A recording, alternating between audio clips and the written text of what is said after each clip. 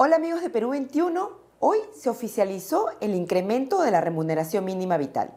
El exministro de Economía, David Tuesta, nos va a hablar acerca de esta decisión que ha tomado el Ejecutivo. Señor Tuesta, buenas tardes, bienvenido. ¿Cómo está, Fabián? Encantado. Bien, gracias. Bueno, era algo que ya se esperaba, ¿no? Un incremento que se dijo iba a ser antes de que termine el año. ¿Cómo se toma este aumento de 105 soles? Mira, varias cosas, ¿no? Primero, quizás analizar el monto absoluto, ¿no? Es decir, estamos hablando de 105 soles. Entonces, para mucha gente, el que ve la noticia puede decir 105 soles es muy poquito, ¿no? Y sí, con 105 soles, pues se compra quizás a casa para muy poco, es cierto, ¿no? Para la canasta y para alimentar a la familia. Pero uno debiera tomar como referencia el hecho de que, de acuerdo al Banco Central de Reserva, el salario mínimo, de acuerdo a la productividad de los trabajadores en el Perú, una productividad muy baja, lamentablemente, debería estar alrededor de los 760 soles, ¿no? Entonces, esos 100 soles, al final, digamos, se suman, digamos, a estos casi 500 soles adicionales, ¿no? Sumando estos 105 soles, que significa por encima de ese salario teórico. Hoy estamos hablando de que con este aumento a 1.230, si no me equivoco, 105 soles, 1.130, perdón, implicaría un 50, que este salario mínimo esté 55% por encima de ese salario teórico. Ese es el primer lugar. ¿Qué significa esto? Esto significa que gran parte de las empresas, como consecuencia de esa diferencia entre lo que realmente debería ser el salario mínimo y lo que se está pagando, se termina derivando una elevada informalidad en el Perú, una informalidad que hoy llega al 75% de la población económicamente activa.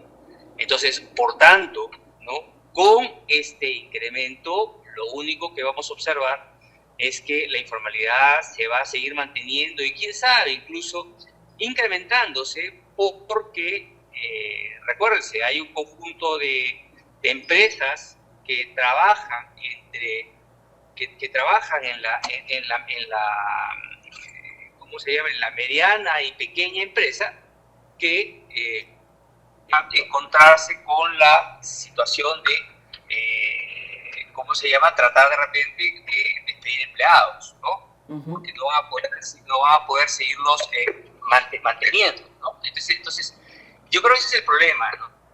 De que se hubiera generado, digamos, un escenario de mayor generación de empleo de calidad y ahora esto se ve complicado, ¿no? Ahora, la presidenta en su discurso dijo que esto se daba en medio de una especie de crecimiento, de alto crecimiento que debería beneficiar a todos.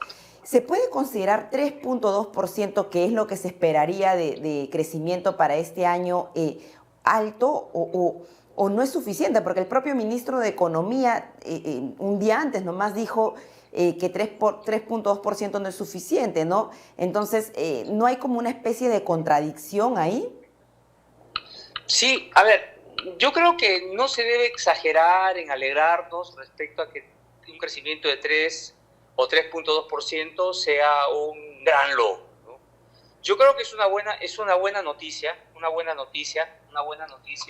en términos de que el año pasado tuvimos En una negativo. recesión de 0.3%, claro, y hoy se crece 3 y las perspectivas de que ese crecimiento se siga extendiendo en el 2025 a una proporción similar, pues en conjunto podríamos decir que es una noticia interesante, ¿no?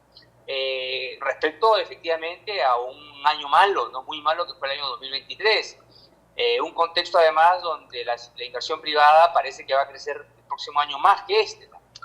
Se espera que crezca alrededor del 3 o 5%, este año ha crecido no más de 2%. Entonces, eso significa pues, que va a haber posibilidades de que haya mayor empleo y quién sabe, para algunas personas de repente se mejore en algo su salario, ¿no? Pero claro, esto cuando se compara con los niveles que teníamos en el año 10 años atrás, donde crecíamos alrededor del 5 o 6%, claro, este resultado pues desfallece, ¿no? Con lo cual nos lleva a subrayar que salir con esos mensajes triunfalistas no es bueno. Además, recuérdese que, y eso la presidenta debiera recordarlo siempre, que tenemos una tasa de pobreza de cerca al 30%, que se ha incrementado respecto al 20% que existía en el escenario prepandemia, ¿no? Claro. Y esa tasa de pobreza, muy probablemente con el crecimiento del 3% o 3.2% que vamos a observar, no va a bajar mucho. Muy probablemente se mantenga en ese mismo nivel, de repente baje un poquito, pero vamos a seguir lejos de la tasa de pobreza prepandemia que se esperaba, que estaba antes en 20%. Esto es además una pésima noticia porque, fíjese, países como Chile, como Colombia y como México han logrado reducir su tasa de pobreza prepandemia. Todos. Perú es el único que lo ha incrementado en 9 puntos, ¿no? Entonces, con un crecimiento de 3%, la pobreza va a seguir siendo un gran problema. Y la presidenta también debiera haber entendido que con estos mensajes triunfalistas la población va a seguir señalando que se está viviendo o se está gobernando fuera de la realidad, ¿no? La realidad es gente pobre con un incremento de 100 soles que es bajito, pero pero que va a generar más informalidad, que no le llega a todos adicionalmente porque solamente le llega probablemente a cerca de 1,5 millones. Y de ese 1,5 millones que probablemente se vería beneficiado, recuérdese, van a haber algunos que van a pasar seguramente a la informalidad, porque las pequeñas y medianas empresas no lo van a poder asumir. Entonces, no es una buena noticia para nada. Ese es, como yo lo he venido manifestando, es un cuentazo de Navidad, ¿no? Sí. Esto es un engañamuchacho completamente que la presidenta ha intentado empaquetarlo en papel de regalo y la verdad es un daño tremendo para las perspectivas económicas a largo plazo del Perú. Y se da también en medio de una desaprobación, aprobación presidencial muy baja, ¿no? Entonces, siempre se ha utilizado el tema de la remuneración mínima como un instrumento político y es más, el Banco Central de Reserva en un informe decía que se utiliza como cuando hay baja aprobación presidencial o cuando tienes cerca una campaña electoral. No hay una fórmula para definir, ahora vamos a aumentar el salario mínimo cada 2 años y va a ser de acuerdo a cuánto está la inflación, la productividad, el crecimiento económico, y si la hay, ¿por qué no se aplica? Mira, el problema está, primero, se ha planteado en la agenda política esta narrativa de que la remuneración mínima vital hay que pagarla a toda costa y al nivel que muchas veces que plantean los sindicatos o los centrales de trabajadores, ¿no? Entonces eso desvía claramente las decisiones técnicas. Es decir, si el Banco Central ha calculado que el salario mínimo, el de 2025, el que existía hace unas horas, era 41% por encima de lo que técnicamente se debe haber hecho, ya te indicaba que la ideología ha primado sobre lo técnico. Ahora, con este incremento, reitero, la desviación es de 55%. Entonces, ¿cuál debiera ser la salida en estas circunstancias, ¿no? El problema claramente es productividad, ¿no? Por un lado. Es decir, el hecho de que los trabajadores en el Perú tienen muy bajo nivel de capacitación, tienen una baja acumulación de capital humano. Tiéndase que educación, buena salud, ¿no? Que son 2 elementos claves del capital humano. Y bien sabemos que no se ha hecho nada en términos de reforma de la educación, por el contrario, todos los incrementos que se han dado del presupuesto público en educación ha sido para elevarle el sueldo a maestros que no quieren pasar por exámenes, mientras se siguen aprobando o dando autorizaciones a universidades que no tienen el mínimo estándar de calidad. Entonces, ese capital humano condenado y no se hace nada para mejorarlo. Tenemos al 45% de los niños entre 0 y 5 años con anemia y ya está condenado su futuro a que puedan tener un buen proceso de aprendizaje. Pero eso, como se sabe, no es suficiente, ¿no? No es suficiente porque, a ver, está bien, este es un problema, el capital humano, hay que educar mejor a la gente, darle más salud, Pero por otro lado está, oye, las empresas. Tenemos empresas que estén demandando trabajadores. ¿Cómo hacemos que haya más empresas que también sean productivas, que crezcan, ¿no? Y lamentablemente todo nuestro sistema legal, burocrático, de permisos, la Contraloría detrás, los gobiernos locales, municipales detrás, cobrando por todo, ¿no? Trámites, impide, la SUNAT, digamos también el sistema tributario que tiene un sistema que penaliza a crecer, porque apenas empiezas a ganar un poco más, la tasa impositiva que te cobran para las pequeñas empresas es alta, incluso tienen que llevar planillas, ¿no? Estados contables, en fin, contratar contadores, etcétera, porque no saben hacer cómo llevar estados contables.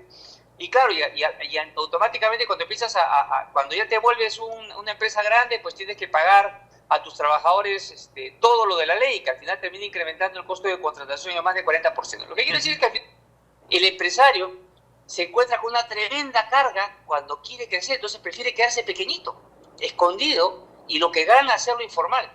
Entonces así no puedes generar empleo de calidad, no puedes contratar más trabajadores, ¿no? Por más que estos también sean capacitados. Entonces hay dos cosas que se tienen que manejar al mismo tiempo: mejorar la capacidad de las personas y, por otro lado, facilitar y abrirle la cancha para que el que quiera, la empresa que quiera crecer, que es una bodeguita, quiera hacer un supermercado, ¿no? El que tiene una pequeña fábrica quiera tener más fábrica, el que tiene como una panadería quiera tener sucursales, cafeterías, o sea, que crezca, ¿no? Eso es lo que deberíamos buscar para generar más empleo. Y eso es lo que no se hace, ¿no? Y por el contrario se sigue con estas trucos de mago, ¿no? El conejo que se saca del sombrero de mago, diciendo, acá, mire, le sube el salario mínimo, y la verdad no sirve absolutamente para nada. A mí es una política irresponsable, y lamentablemente pues no es la primera vez que vemos esta irresponsabilidad, es una acumulación de responsabilidades de nuestras autoridades políticas, ¿no? Que presionan, ¿no? Hacia ese tipo de decisiones. Claro, y no solamente no generas más empleo, sino no generas más recaudación, que es lo que hoy por hoy el país necesita también, ¿no? Efectivamente, se pierde empleo, ¿no? Y además, como no permite que las empresas crezcan, invierten, no se genera trabajo, ¿no? Estamos comentando, y al mismo tiempo, como decides pasarte la informalidad, ¿cómo se llama? El Estado, pues deja ahí un potencial de recaudación, y claro, lo que hemos visto en esos últimos años, ¿no? Está la fuerte presión política para seguir incrementando gastos, pero los ingresos no van a ser suficientes. Y al final, cuando tienes que cerrar ese déficit en algún momento, ¿no? Esa diferencia entre gastar más y ingresos que no crecen, vienen las políticas tributarias antitécnicas, ¿no? Porque como no crece la base, entonces no nos sorprendamos, ¿no? Que de acá a algún tiempo, no sé, 2, 3 años, algún gobernante plantee una subida de impuestos fuerte porque la base no ha logrado crecer. Entonces debemos preocuparnos bastante cómo estas políticas, por ejemplo, con el incremento de la reposición mínima vital, cómo desincentiva el incremento de la base tributaria, ¿no? Porque al final vamos a terminar pagando todos esta farra de mayores gastos que se está generando en circunstancias actuales, ¿no? Perfecto. Muchísimas gracias, señor Tuesta, por brindarnos su opinión respecto a esta decisión que ha tomado el Ejecutivo. Muchísimas gracias. Encantado. Hasta la próxima. Bien, amigos de Perú 21, fue David Tuesta, exministro de Economía y Finanzas, quien nos habló un poco acerca de lo que significa el incremento de la remuneración mínima vital en 105 soles que aplicará a partir del 1 de enero del 2025. Conmigo será hasta la próxima.